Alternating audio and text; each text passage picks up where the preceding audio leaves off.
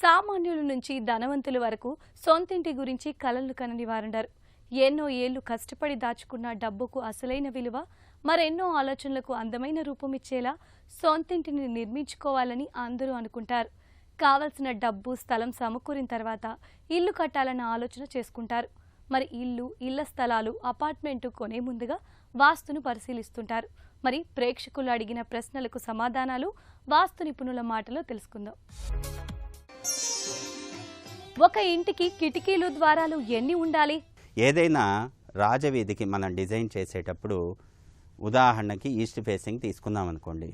East ఫేసింగ్లో మనం ముఖ్యంగా తీసుకోవాల్సింది ఈ యొక్క ఉచ్చ స్థానాలు ఏమిటి అనేటువంటి తెలుసుకోవాలి. అంటే ఇది స్థల గర్భం, తర్వాత నిర్ణయం చేసేటువంటిది గృహము. ఈ గృహానికి తూర్పు రాజవీధికి ఇదొక ఉచ్చస్థానము, ఇదొక ఉచ్చస్థానం, ఇదొక ఉచ్చస్థానము, ఇదొక ఉచ్చస్థానం. అంటే తూర్పు ఈశాన్యము, ఉత్తర ఈశాన్యము, పశ్చిమ వాయువ్యము, దక్షిణాగ్నేయము, ఇవన్నీ కూడా ఉచ్చస్థానాల్లో తప్పనిసరిగా ద్వారబంధాలు ఉండటానికి మనం చూడాలి. ఒకవేళ కుదరకపోతే విండోస్ అయినా పెట్టుకోవచ్చు. ఇక్కడ ప్రధాన ద్వారము అనేటువంటిది తప్పనిసరిగా 5:9 రేషియోలో ఉండాలి. అంటే ఇక్కడ ద్వారం అనేటువంటిది మనం 3 అడుగుల 9 అంగుళాలు తీసుకున్నాం అనుకోండి, అంటే 45 అంగుళాలు. ఈ 45 అంగుళాలని 5తో డివైడ్ చేసామనుకోండి, 5 9ల 45, అంటే 9 9ల 81 అంగుళాలు మనకి ద్వారబంధం పొడుగు ఉండాలి. అది శ్రీనిలయం అవుతుంది, లక్ష్మీ నిలయం అవుతుంది అంటారు. అదేవిధంగా ఇక్కడ ప్రధాన ద్వారం ఈ విధంగా తీసుకున్నప్పుడు దాని పక్కన 2 విండోస్ అనేటువంటిది 2 గవాక్షాలు తీసుకుంటాం. అది అందరికీ తెలిసిన విషయమే. అదేవిధంగా ఇక్కడ ఉపద్వారము అన్నారు. ఈ ఉపద్వారం ఏదైతే ఉందో ఈ ఉపద్వారాలన్నీ కూడా సేమ్ లింటల్ హైట్కి మనం మెయింటైన్ చేయాలి. ఇక్కడ ద్వారబంధాలు అనేటువంటివి అన్నీ మనం ఉచ్చస్థానాల్లో తీసుకుంటున్నాగా. ఏ రూమ్కైనా కూడా ఆ యొక్క రూమ్కి ఉచ్చస్థానం ఏదో ఉందో చూసుకొని ఆ యొక్క ఉచ్చస్థానాల్లో ద్వారబంధం పెడతాం. కాబట్టి ఈ ద్వారబంధాల సంఖ్య అంతా కూడా సరి సంఖ్య అవ్వాలి అనేటువంటిది మనకి ముఖ్యంగా తెలిసింది. అయితే ఇక్కడ మిత్ అండ్ ఫ్యాక్ట్ అంటారు కదా. ఇక్కడ మిత్ అంటే ఏంటంటే బేసి సంఖ్య కూడా ఉండొచ్చు. అది బేసి సంఖ్య ఏంటి? ఇప్పుడు 9 అనేది బేసి సంఖ్య.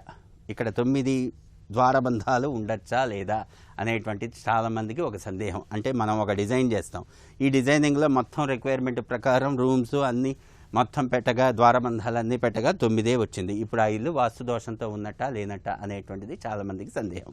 ఇక్కడ అష్టచక్రే నవద్వారే అన్నారు.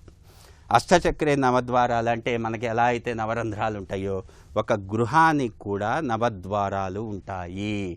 నవద్వారాలు ఉన్నప్పుడు 9 అనేటువంటిది కాంపోజిట్ నెంబర్. కాంపోజిట్ నెంబర్ అంటే ఏమిటి? పరిపూర్ణ సంఖ్య. ఒక ఇంటికి 9 ద్వారాలు ఉన్నప్పుడు ఆ ఇల్లు పరిపూర్ణ తత్వంతో ఉంటుంది, జయగృహంతా అవుతుంది, జయగృహము అంటారు.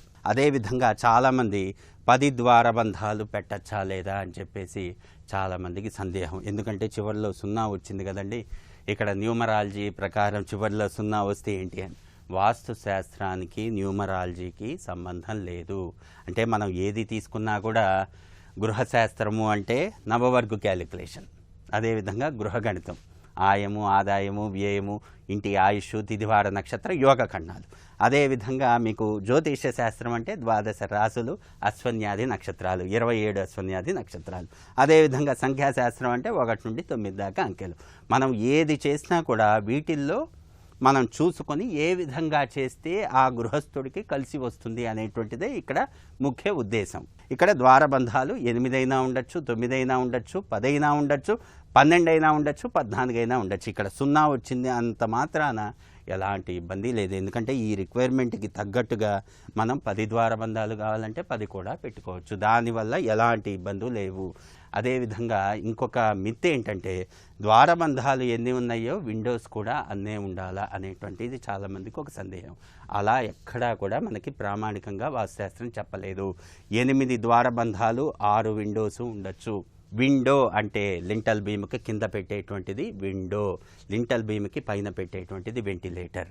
వెంటిలేటర్ అనేటువంటిది ఈవెన్ నెంబర్లో ఉండటానికి ఆ యొక్క ఇబ్బంది ఏం లేదు. ఈవెన్ నెంబర్లో ఉండొచ్చు, ఆడ్ నెంబర్లో ఉండొచ్చు, దానివల్ల ఎలాంటి ఇబ్బంది లేదు అనేటువంటిది వాస్తుశాస్త్రం చెప్తోంది. అదేవిధంగా ప్రధాన ద్వారాలు, ఉపద్వారాలు ఈ సంఖ్య కూడా మనం ఫ్లోర్ వైజ్ చూసుకోవాలి. ఇదే విధంగా అపార్ట్మెంట్కి ఒక లెక్కలో తీసుకోవాలి. అపార్ట్మెంట్కి మనం రైట్ పొజిషన్లో రైట్ యాక్టివిటీస్ చూసుకుని ఉచ్చస్థానాల ద్వారబంధాలు ఈవెన్ నెంబరు లేకపోతే 9 నెంబరు.